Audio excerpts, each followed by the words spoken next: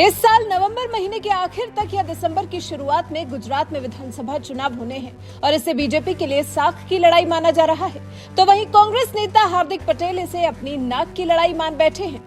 अब जब नाक की लड़ाई है तो जोर भी लगाना होगा, लेकिन हार्दिक जोर लगाने के लिए तैयार हो और अगर आला कमान उनका साथ देता नहीं दिखाई दे रहा हो तो हार्दिक पटेल काफी परेशान थे। अपने ही आला कमान से तिलमिलाए दिखाई दे रहे थे। फिर इसी बीच हार्दिक पटेल ने जैसे ही बीजेपी नेतृत्व की तारीफ में दो शब्द कहे और उसके बाद व्हाट्सएप की अपनी डीपी में कांग्रेस के चुनाव चिन्ह पंजे के बजाय भगवा शॉल ओढ़े नजर आए तो इससे तो गुजरात के राजनीतिक सूबे में हलचल मच गई। ये खबर लगभग पक्की मान ही रहे थे। इधर उधर से खबर पर मोहर लगाने के लिए पत्रकार सब दौड़ ही रहे थे कि इतने में हार्दिक पटेल खुद सामने आ गए और सुनिए बीजेपी ज्वाइन करने की अटकलों पर हार्दिक पटेल का क्या कुछ कहना है। भाजपा में जो जा रहे हो ऐसी बातें चल रही है, कितनी बात सच है? देखिए, लोग बहुत कुछ बातें करेंगे। मैंने जब अमेरिका में जॉन बाइडेन चुनाव जीते तो मैंने उनकी तारीफ की, क्योंकि उनकी जो वहाँ की वाइस प्रेसिडेंट है वो इंडिया की थी। तो क्या मैं जॉन बाइडेन की पार्टी में घुसने वाला हूँ? अगर दुश्मन कोई अच्छा भी हो और उसकी कोई तारीफ करने वाली चीज़ हो तो हमें राजनीति में वो भी ध्यान रखना पड़ेगा।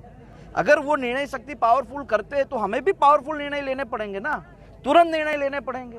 अगर समय व्यतीत करोगे तो लोग उससे दूर भागते हैं। बहुत सारे नौजवान ऐसे हैं जो पार्टी के लिए काम करना चाहते हैं, जो पार्टी की मजबूत करना चाहते हैं। ऐसे नौजवानों को बस जगह मिले, यही मेरी बात है और वो बात मैं खुल के कहता हूँ। लोकतंत्र में यही तो फ्रीडम है कि आप पापा से भी सवाल कीजिए, सत्ता से भी कीजिए और अपने लोगों से भी कीजिए।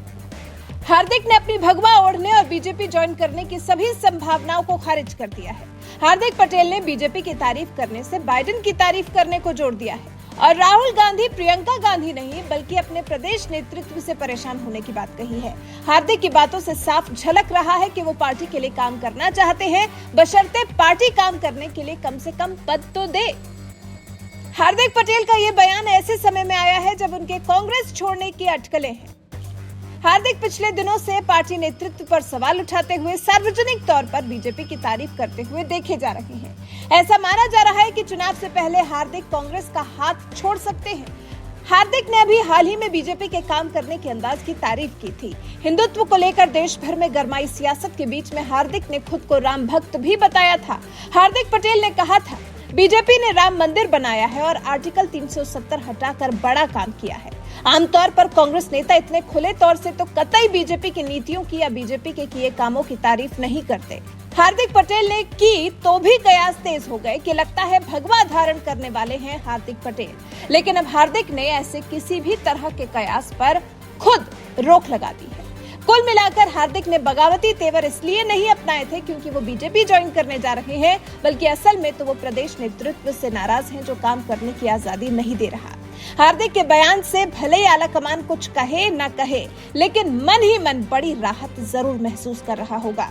आपको बता दें, इस साल नवंबर दिसंबर में गुजरात में विधानसभा चुनाव होने वाले हैं। चुनाव से पहले पाटीदार नेता नरेश पटेल को पार्टी में शामिल करने के कांग्रेस के प्रयासों से हार्दिक नाराज है और उनका मानना है कि अगर नरेश पार्टी में शामिल होते हैं तो पाटीदार समुदाय के नेता के रूप में हार्दिक का प्रभाव खत्म हो जाएगा। हार्दिक ने कांग्रेस की कामकाज की शैली की भी आलोचना की थी, जिसके एक हफ्ते बाद अपने विचार से उन्होंने पार्टी को अवगत भी कराया। लेकिन उसके बाद जब बीजेपी की तारीफ कर दी तब से कांग्रेस की सांसें फूलने लगी थी। फिर जब डीपी बदलकर भगवा चोला ओढ़ लिया, उससे टेंशन थोड़ी ज्यादा बढ़ गई। लेकिन आखिरकार सभी अटकलों को हार्दिक पटेल ने खुद ही खारिज कर दिया। वैसे आप हार्दिक पटेल को लेकर क्या कहना चाहते हैं? क्या हार्दिक अभी पिछले 2-3 दिन से जो इशारे दे रहे थे वो बीजेपी में जाने के नहीं थे? आप इस बारे में अपने विचार हमारे साथ जरूर साझा करें।